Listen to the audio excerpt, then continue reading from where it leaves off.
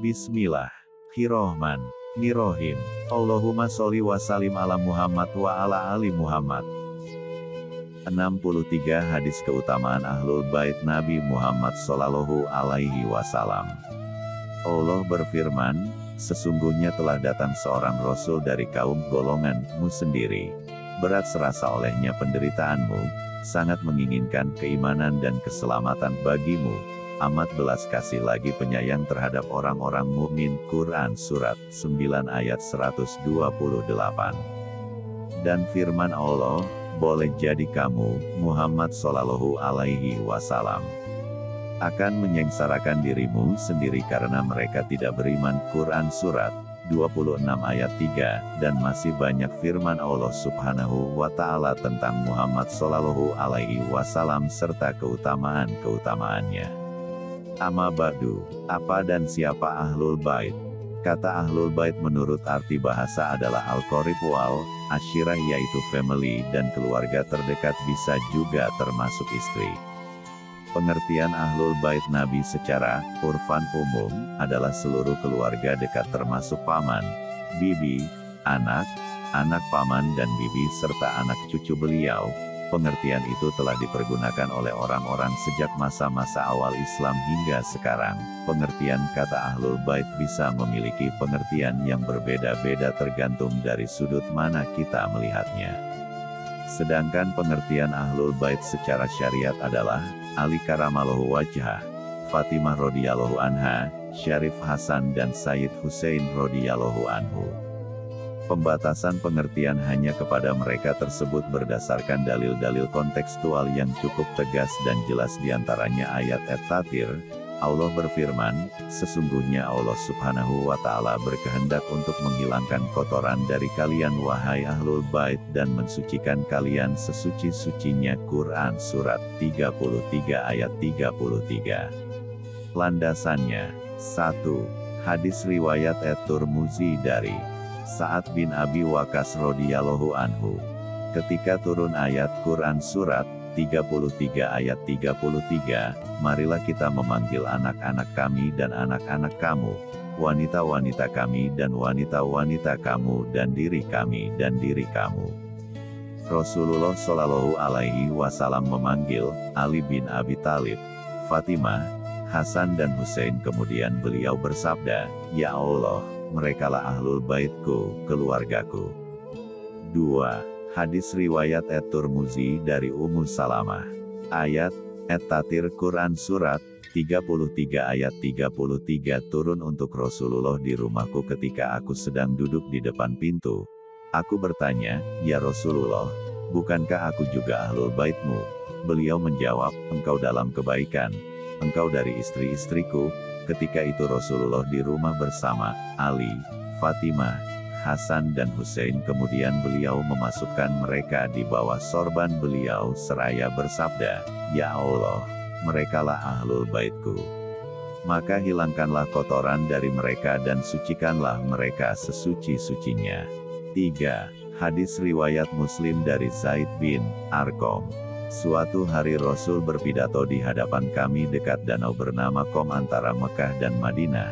Setelah memuji Allah, beliau mulai menasihati kami dan bersabda, Wahai orang-orang, aku tak ubahnya seorang manusia, mungkin utusan Tuhanku akan segera datang memanggilku. Ketahuilah bahwa aku meninggalkan pada kalian dua benda berharga, Kitabullah yang mengandung cahaya dan bimbingan, maka ambillah Kitabullah dan berpegang padanya.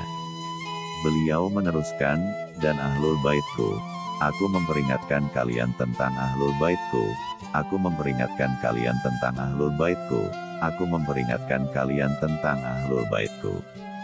Perawi hadis bertanya kepada Zaid bin Arqam, siapakah Ahlul Bait Rasul?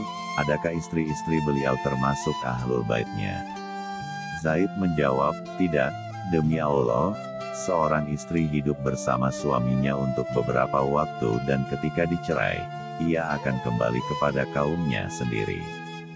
Dan riwayat ayat At-Tathir yang menunjuk pembatasan hanya pada mereka cukup kuat dan banyak diriwayatkan oleh kalangan dan tokoh-tokoh penting Ahlus Sunnah lainnya, diantaranya 1. Imam Muslim dalam Sahihnya, 2. Imam At-Tirmidzi dalam kitab Sahihnya. 3. Al-Hakim dalam kitab Al-Mustadraknya. 4. Imam Ahmad dalam kitab Musnadnya. 5. Imam An-Nasai dalam kitab Hosyaisnya. 6. Al-Muhib At-Tabari dalam Riyadun Nadirahnya. 7. Al-Mutaki Al-Hindi dalam kitab Kanzul Umalnya. 8. Ibnu Abdi Al-Bar Al-Andalusi dalam Al-Istiabnya. 9. Ibnu Atsir Al-Jazari dalam Usdul Gobahnya. 10. At-Tohawi Al-Hanafi dalam kitab Mushkil Al-Atsarnya. 11. Al-Haytsami dalam Majma'ul Zawaidnya. 12. Ibnu Jarir At-Tabari dalam tafsir Jami'ul Bayannya. 13. As-Suyuti dalam tafsir Durrul Mansurnya. 14. Imam Abu Daud dalam Musnadnya. 15. Al-Khatib Al-Baghdadi dalam kitab Tariknya. Jalur-jalur riwayat mereka dikutip oleh Sayyid Murtada Al-Husaini Al-Fairuz Zabadi dalam kitab Fadailul Khamsah min Sihatus Sitah, Juz 2 halaman 264-289. Dari riwayat-riwayat tersebut meski secara bahasa kata Ahlul Bait dapat diterapkan atas setiap penghuni rumah seseorang, namun secara syariat Allah Subhanahu wa Ta'ala dan Rasul-Nya telah membatasi pengertian kata Ahlul Bait Nabi hanya kepada sejumlah pribadi dari keluarga terdekat beliau, yaitu Ali karamallahu wajhah, Fatimah radhiyallahu anha, Hasan radhiyallahu anhu, Husain radhiyallahu anhu.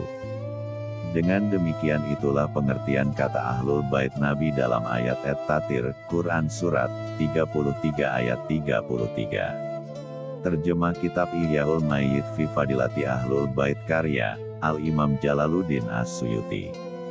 1. Biografi singkat penulis. Nasabnya, Al-Hafiz Jalaluddin Abul Fadl Abdurrahman bin Abu Bakar bin Muhammad Al-Hudairi As-Suyuti As-Syafi'i.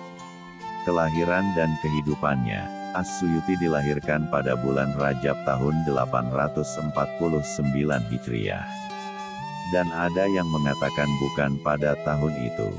Ayah beliau wafat ketika ia baru berusia 5 tahun 7 bulan. Oleh karena itu beliau hidup sebagai anak yatim. Ia hafal Al-Quran ketika usianya kurang dari 8 tahun. Kemudian beliau menghafal kitab Umdatul Ahkam, Minhajun Nuri, Alfiyah Ibnu Malik dan Minhajul Baidawi. Lalu beliau mengajukan hafalannya kepada ulama besar pada masa itu dan mereka pun memberi ijazah. Jumlah para syekh dan gurunya tidak kurang dari 50 orang. Karya-karyanya, beliau mengarang lebih dari 500 buah karya tulis. Karya-karyanya yang terkenal seperti A. Ad-Durrul Mansur fit Tafsir bil Masur, B. Al-Mizar, C. Al-Ashibah wan Nazair, D.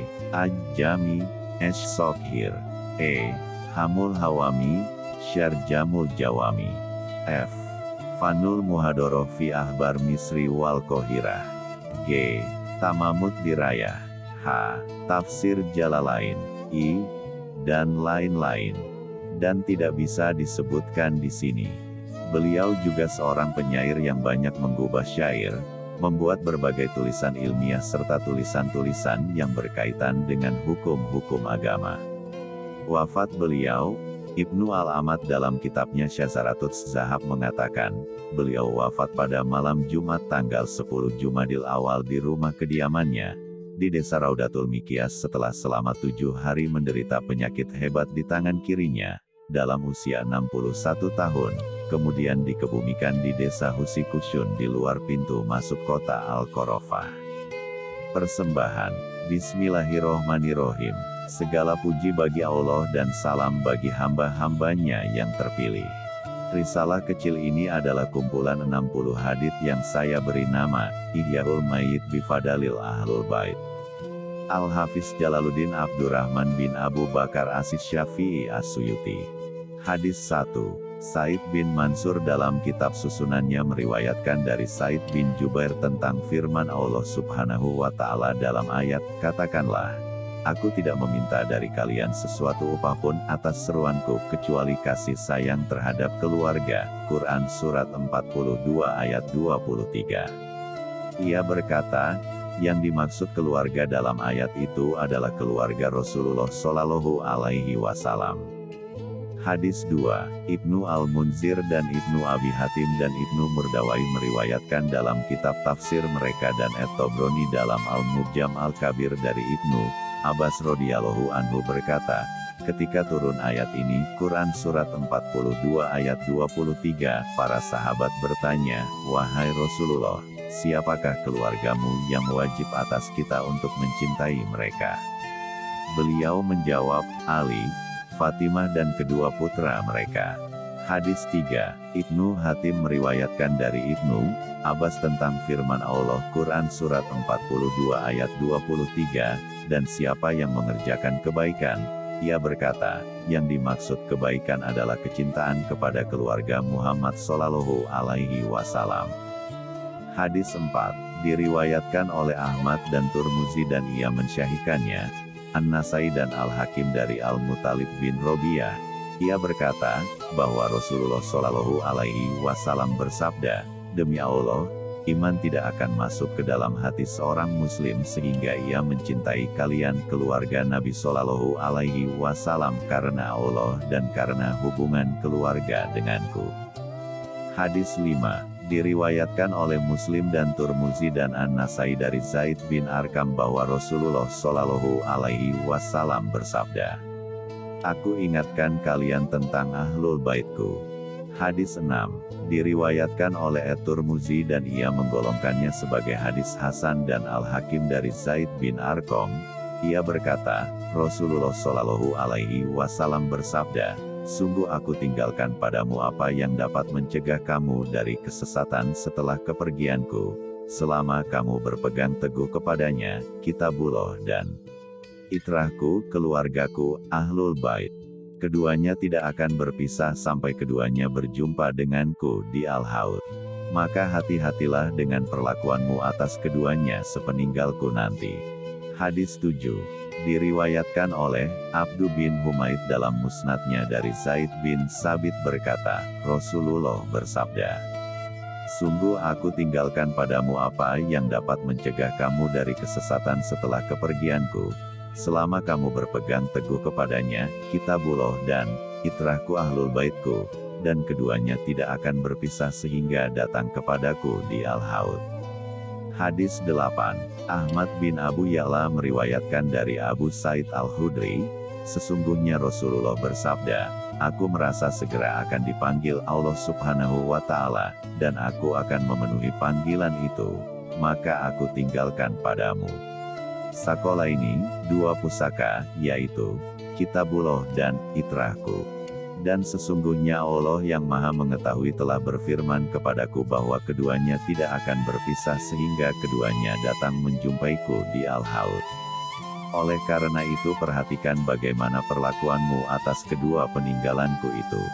Hadis 9, diriwayatkan oleh At-Turmuzi dan ia menggolongkan hadis ini Hasan dan At-Tabrani dan Al-Hakim dari Ibnu Abbas radhiyallahu anhu. Ia berkata, Rasulullah bersabda, cintailah Allah karena nikmat-nikmat yang telah dianugerahkannya dan cintailah aku karena kecintaan kamu kepada Allah serta cintailah ahlul baitku karena kecintaan kamu kepadaku. Hadis 10, Bukhari meriwayatkan dari Abu Bakar As-Siddiq. Ia berkata, peliharalah Muhammad dengan memelihara keluarganya. Hadis 11, diriwayatkan oleh At-Tabrani dan Al-Hakim dari Ibnu Abbas radhiyallahu anhu.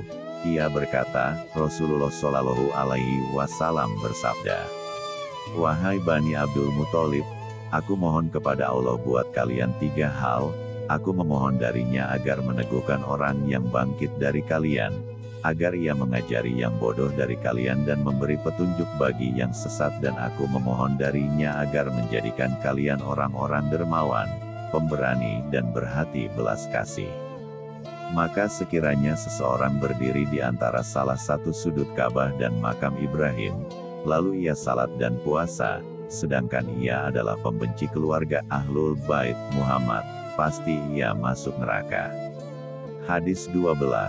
At-Tabrani meriwayatkan dari Ibnu Abbas radhiyallahu anhu, sesungguhnya Rasulullah shallallahu alaihi wasallam bersabda, kebencian kepada Bani Hashim dan Ansor adalah kufur dan membenci orang-orang Arab adalah kemunafikan.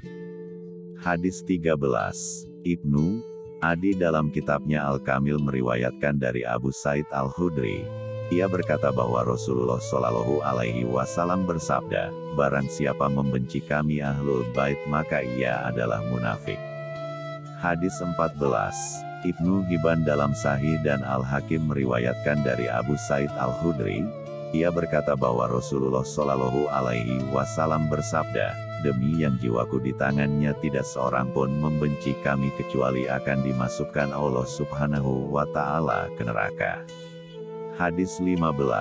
At-Tabrani meriwayatkan dari Hasan bin Ali karamallahu wajhah. Beliau berkata kepada Muawiyah bin Hadij, wahai Muawiyah bin Hadij, hati-hatilah dari membenci kami, karena sesungguhnya Rasulullah shallallahu alaihi wasallam bersabda, tiada seseorang pun yang membenci dan menghasut kami kecuali akan dihalau dari Al-Haud dengan cambuk dari api. Hadis 16. Ibnu Adi dan Al-Baihaqi dalam Syu'abul Iman meriwayatkan dari Ali karamallahu wajhah. Ia berkata bahwa Rasulullah shallallahu alaihi wasallam bersabda, barang siapa tidak mengenal hak, itrahku dan ansornya maka ia salah satu dari 3 golongan. Munafik atau anak haram atau anak dari hasil tidak suci yaitu, dikandung oleh ibunya dalam keadaan haid. Hadis 17. At-Tabrani dalam kitabnya Al-Awsat dari Ibnu Umar, ia berkata, akhirnya ucapan Rasulullah sebelum wafat adalah, perlakuan aku sepeninggalku dengan bersikap baik kepada Ahlul Bait. Hadis 18. Diriwayatkan oleh At-Tabrani dalam Al-Awsat dari Hasan bin Ali radhiyallahu anhu, sesungguhnya Rasulullah shallallahu alaihi wasallam bersabda, mantapkanlah dirimu pada kecintaan pada kami Ahlul Bait sebab barang siapa menghadap Allah subhanahu wa ta'ala sedang ia mencintai kami niscaya ia masuk surga dengan syafaat kami. Demi Allah yang diriku, jiwaku berada di tangannya, tidak akan berguna amal seseorang bagi dirinya kecuali bila ia mengetahui hak kami. Hadis 19. At-Tabrani dalam Al-Awsat meriwayatkan dari Jabir bin Abdullah radhiyallahu anhu, ia berkata, Rasulullah shallallahu alaihi wasallam berpidato di hadapan kami. Maka aku mendengarnya bersabda, wahai manusia barang siapa membenci Ahlul Baitku, Allah subhanahu wa ta'ala akan kumpulkan ia pada hari kiamat sebagai orang Yahudi. Hadis 20. At-Tabrani meriwayatkan dalam Al-Awsat dari Abdullah bin Ja'far bin Ali bin Abi Thalib radhiyallahu anhu, ia berkata, aku mendengar Rasulullah shallallahu alaihi wasallam bersabda, wahai Bani Hashim, aku memohon dari Allah subhanahu wa ta'ala untuk kalian, agar ia menjadikan kalian pemberani dan pengasih. Aku memohon agar ia memberikan petunjuk bagi yang tersesat, memberi rasa aman bagi yang ketakutan dan mengenyangkan yang lapar dari kalian. Dan demi jiwaku yang berada di tangannya, tiada beriman seseorang dari mereka sehingga mencintai kamu karena aku. Apakah kamu mengharapkan untuk masuk ke dalam surga dengan syafaatku lalu Bani Muthalib tidak mengharapkannya. Hadis 21. Diriwayatkan oleh Ibnu Abi Syaibah dan Musaddad dalam musnadnya, Al-Hakim, At-Tirmidzi dalam Nawadirul Usyul, Abu Ya'la dan At-Tabrani dari Salamah bin Al-Aqwa, ia berkata, Rasulullah shallallahu alaihi wasallam bersabda, bintang-bintang di langit adalah petunjuk keselamatan bagi penghuni langit dan Ahlul Baitku adalah penyelamat umatku. Hadis 22. Al-Bazzar meriwayatkan dari Abi Hurairah radhiyallahu anhu, ia berkata, Rasulullah shallallahu alaihi wasallam bersabda, telah kutinggalkan padamu 2 hal. Kalian tidak akan sesat setelah keduanya, kitabullah dan itrahku. Keduanya tiada akan berpisah sehingga datang menemuiku di telaga Al-Haud. Hadis 23. Al-Bazzar meriwayatkan dari Ali bin Abi Talib karamallahu wajhah, ia berkata, Rasulullah Shallallahu Alaihi Wasallam bersabda, sungguh aku akan dibawa pergi wafat, dan telah aku tinggalkan padamu dua pusaka yang berharga, yaitu Kitabullah dan Ahlul Bait. Dan kamu tidak akan tersesat setelah keduanya. Hadis 24, Al-Bazzar meriwayatkan dari Ibnu Abbas radhiyallahu anhu, ia berkata, Rasulullah Shallallahu Alaihi Wasallam bersabda, perumpamaan Ahlul Baitku ibarat bahtera Nuh. Barang siapa yang ikut berlayar bersamanya dia akan selamat, dan barang siapa yang enggan dan terlambat, dia akan tenggelam. Hadis 25, Al-Bazzar meriwayatkan dari Abdullah bin Zubair radhiyallahu anhu bahwa Nabi Shallallahu Alaihi Wasallam bersabda, perumpamaan Ahlul Baitku ibarat bahtera Nuh. Barang siapa berlayar dengannya dia akan selamat, dan barang siapa meninggalkannya dia akan tenggelam. Hadis 26, At-Tabrani meriwayatkan dari Abu Dzar radhiyallahu anhu, ia berkata, aku mendengar Rasulullah Shallallahu Alaihi Wasallam bersabda, perumpamaan Ahlul Baitku di antara kamu ibarat bahtera Nuh di antara kaumnya. Barang siapa ikut berlayar bersamanya dia akan selamat, dan barang siapa yang enggan dan terlambat dia akan binasa. Dan perumpamaan Ahlul Baitku di antara kamu seperti pintu pengampunan Bani Israel. Hadis 27, At-Tabrani meriwayatkan dalam Al-Awsat dari Abu Sa'id Al-Khudri radhiyallahu anhu, ia berkata, aku mendengar Rasulullah Shallallahu Alaihi Wasallam bersabda, perumpamaan Ahlul Baitku laksana bahtera Nuh. Barang siapa menaikinya dia akan selamat, dan barang siapa meninggalkannya dia akan tenggelam. Dan perumpamaan Ahlul Baitku di antara kamu seperti pintu pengampunan di antara Bani Israel. Barang siapa memasukinya maka dosa-dosanya akan diampuni. Hadis 28, Ibnu Najjar dalam tarikhnya meriwayatkan dari Hasan bin Ali radhiyallahu anhu, ia berkata, Rasulullah Shallallahu Alaihi Wasallam bersabda, setiap segala sesuatu mempunyai asas, dan asas Islam adalah kecintaan kepada sahabat Rasulullah dan Ahlul Baitnya.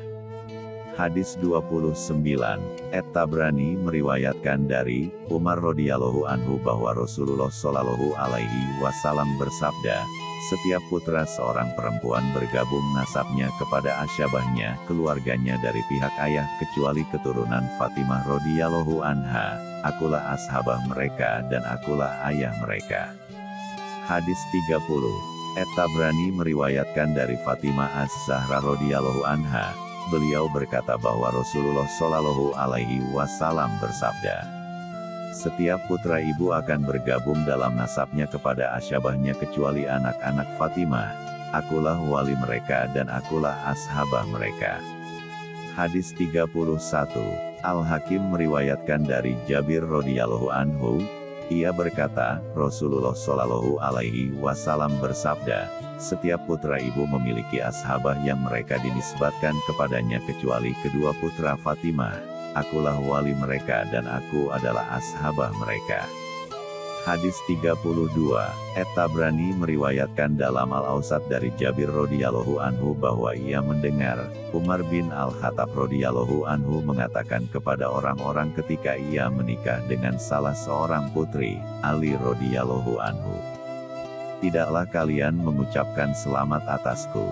Aku mendengar Rasulullah Shallallahu Alaihi Wasallam bersabda, akan terputus pada hari kiamat semua sebab dan nasab keturunan kecuali sebabku dan nasab yang bersambung denganku.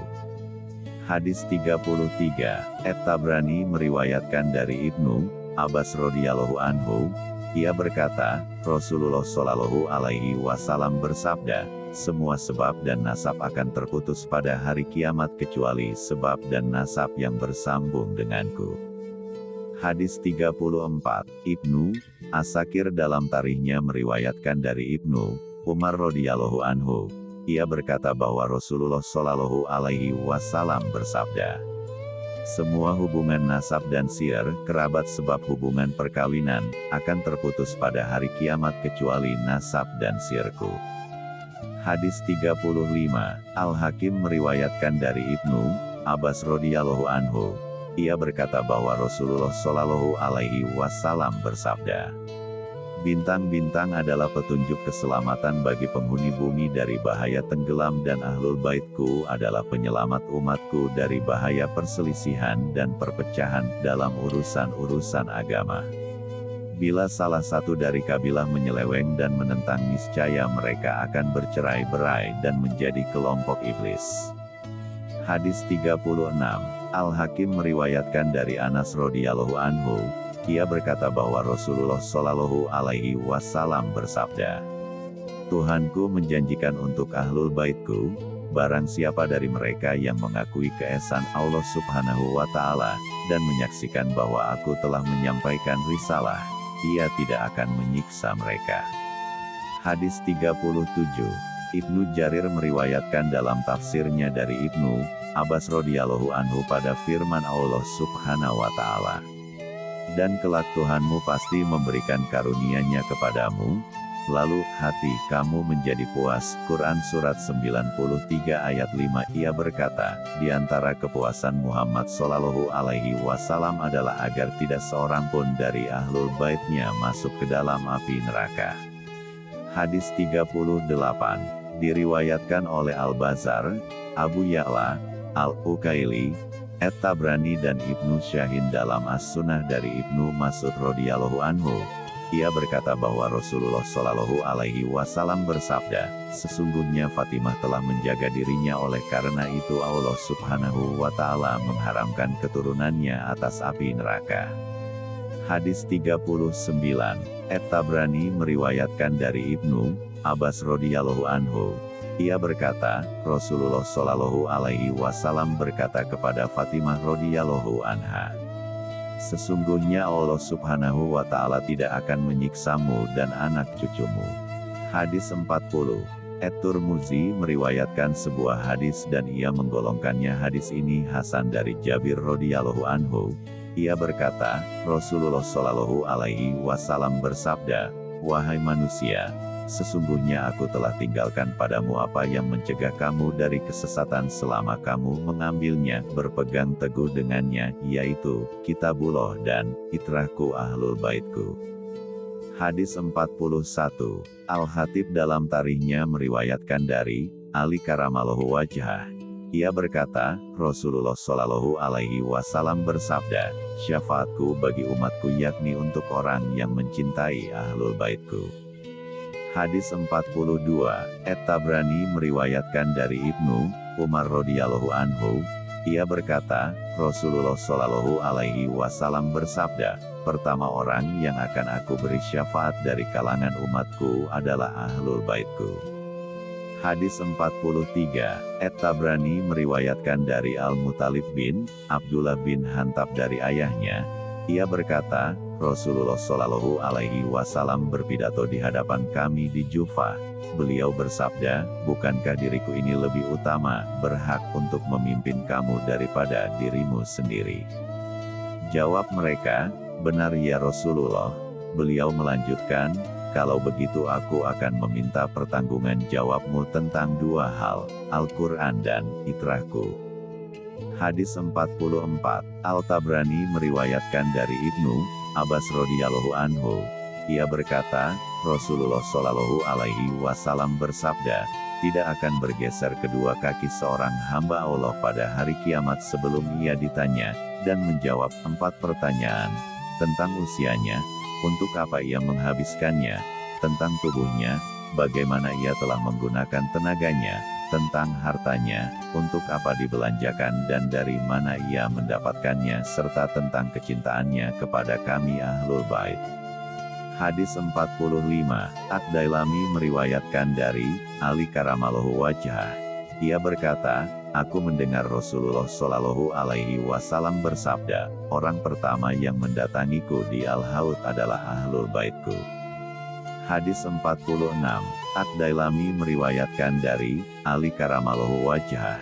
Ia berkata bahwa Rasulullah Shallallahu Alaihi Wasallam bersabda, "Didiklah putra-putramu atas 3 perkara, kecintaan kepada nabimu, kecintaan kepada Ahlul Baitnya dan kecintaan membaca Al-Quran." Sesungguhnya pengemban Al-Quran berada di bawah naungan Allah Subhanahu wa Ta'ala pada hari di mana tiada naungan kecuali naungannya bersama para nabi dan para wasi, orang-orang pilihannya. Hadis 47. Ad-Dailami meriwayatkan dari Ali Karamallahu Wajhah. Ia berkata bahwa Rasulullah Shallallahu Alaihi Wasallam bersabda, paling teguhnya kamu di atas sirot, jembatan akhirat, adalah orang yang paling gigih kecintaannya kepada ahlul baitku dan sahabat-sahabatku. Hadis 48. Ad-Dailami meriwayatkan dari Ali Karamallahu Wajhah. Ia berkata bahwa Rasulullah Shallallahu Alaihi Wasallam bersabda, 4 golongan. Akulah pemberi syafaat bagi mereka di hari kiamat, yaitu, orang yang menghormati zuriat keturunanku, orang yang membantu menutupi kebutuhan mereka, membantu mereka dalam urusan-urusan mereka ketika mereka sangat membutuhkan dan orang yang mencintai mereka dengan hatinya, yang tulus dan dengan kata-katanya. Hadis 49. Ad-Dailami meriwayatkan dari Abu Said radhiyallahu anha. Dia berkata bahwa Rasulullah Shallallahu Alaihi Wasallam bersabda, keras kemurkaan Allah terhadap orang yang menggangguku dengan mengganggu itrahku. Hadis 50. Ad-Dailami meriwayatkan dari Abu Hurairah radhiyallahu anhu. Ia berkata bahwa Rasulullah Shallallahu Alaihi Wasallam bersabda, sesungguhnya Allah Subhanahu wa Ta'ala membenci orang yang makan di atas kekenyangannya, orang yang lalai melaksanakan ketaatan kepada Tuhannya, orang yang mencampakkan sunnah nabinya, orang yang meremehkan zimah tanggung jawabnya, orang yang membenci fitrah nabinya dan mengganggu tetangganya. Hadis 51. Ad-Dailami meriwayatkan dari Abu Said radhiyallahu anhu. Ia berkata bahwa Rasulullah Shallallahu Alaihi Wasallam bersabda, ahlul baitku dan orang-orang Ansor adalah orang-orang kepercayaanku dan pengemban rahasia ilmuku. Maka terimalah yang baik dari mereka dan maafkanlah yang salah dari mereka. Hadis 52. Abu Nuaim meriwayatkan dalam Al-Hilyah dari Utsman bin Affan radhiyallahu anhu. Ia berkata bahwa Rasulullah Shallallahu Alaihi Wasallam bersabda, siapa yang memberikan kepada salah seorang dari keturunan Abdul Muthalib suatu hadiah kebaikan lalu ia tidak mampu membalas kebaikannya, maka akulah yang akan membalasnya kelak di hari kiamat. Hadis 53. Al-Khatib meriwayatkan dari Utsman bin Affan radhiyallahu anhu. Ia berkata bahwa Rasulullah Shallallahu Alaihi Wasallam bersabda, barang siapa berbuat kebaikan kepada salah seorang dari keturunan Abdul Muthalib lalu ia tidak mampu membalas kebaikannya di dunia, maka akulah yang akan membalas kebaikan itu jika ia berjumpa denganku. Hadis 54. Ibnu Asakir meriwayatkan dari Ali Karamallahu Wajhah. Ia berkata bahwa Rasulullah Shallallahu Alaihi Wasallam bersabda, siapa yang memberikan jasa kepada salah seorang dari ahlul baitku, maka akulah yang akan membalasnya pada hari kiamat. Hadis 55. Al-Bawardi meriwayatkan dari Abu Said radhiyallahu anhu. Ia berkata bahwa Rasulullah Shallallahu Alaihi Wasallam bersabda, aku akan tinggalkan padamu apa yang dapat mencegah kamu dari kesesatan, yaitu Kitabullah. Ia adalah suatu sebab yang satu ujungnya di tangan Allah Subhanahu wa Ta'ala dan ujung yang lain pada tanganmu dan itrah ahlul baitku, dan sesungguhnya keduanya tidak akan berpisah sampai bersama-sama mengunjungiku di telaga Al-Haud. Hadis 56. Imam Ahmad dan At-Tabrani meriwayatkan dari Zaid bin Sabit radhiyallahu anhu. Ia berkata bahwa Rasulullah Shallallahu Alaihi Wasallam bersabda, kutinggalkan padamu kedua penggantiku Kitabullah, tali penghubung yang terbentang antara langit dan bumi dan itrahku ahlul baitku. Sungguh keduanya takkan berpisah sehingga berjumpa denganku di telaga Al-Haud. Hadis 57. At-Tirmidzi, Al-Hakim dan Al-Baihaqi dalam Syu'abul Iman meriwayatkan dari Aisyah radhiyallahu anha dari Nabi Shallallahu Alaihi Wasallam. Ada 6 kelompok yang dilaknat Allah Subhanahu wa Ta'ala, aku dan semua nabi yang doanya dikabulkan. Mereka adalah orang yang menambah-nambah Kitabullah, orang yang mengingkari takdir Allah, Orang yang berkuasa dengan kekerasan lalu memuliakan orang yang dihinakan oleh Allah Subhanahu wa Ta'ala dan menghinakan orang yang dimuliakan oleh Allah Subhanahu wa Ta'ala. Orang yang menghalalkan sesuatu yang diharamkan oleh Allah Subhanahu wa Ta'ala. Orang yang memperlakukan fitrahku dengan perlakuan yang diharamkan oleh Allah Subhanahu wa Ta'ala dan orang yang meninggalkan sunnahku. Hadis 58 diriwayatkan oleh Ad-Daruqutni dalam Al-Ifrat dan Al-Khatib dalam Al-Mutafaq dari Ali radhiyallahu anhu. Ia berkata bahwa Rasulullah Shallallahu alaihi wasallam bersabda, 7 kelompok yang dilaknat Allah dan dilaknat oleh setiap nabi yang doanya dikabulkan. Mereka adalah orang yang menambah-nambah kitabullah, orang yang mengingkari takdir Allah, orang yang menolak sunnahku dan mengambil yang bid'ah, orang yang memperlakukan fitrahku dengan perlakuan yang diharamkan Allah, orang yang berkuasa dengan kekerasan atas umatku lalu memuliakan yang dihinakan Allah dan menghinakan yang dimuliakan Allah, dan orang yang murtad dengan melarikan diri ke dusun-dusun setelah hijrah sebagai Arab Badui. Hadis 59 Al-Hakim meriwayatkan dalam tarikhnya dan Ad-Dailami dari Abu Sa'id radhiyallahu anhu.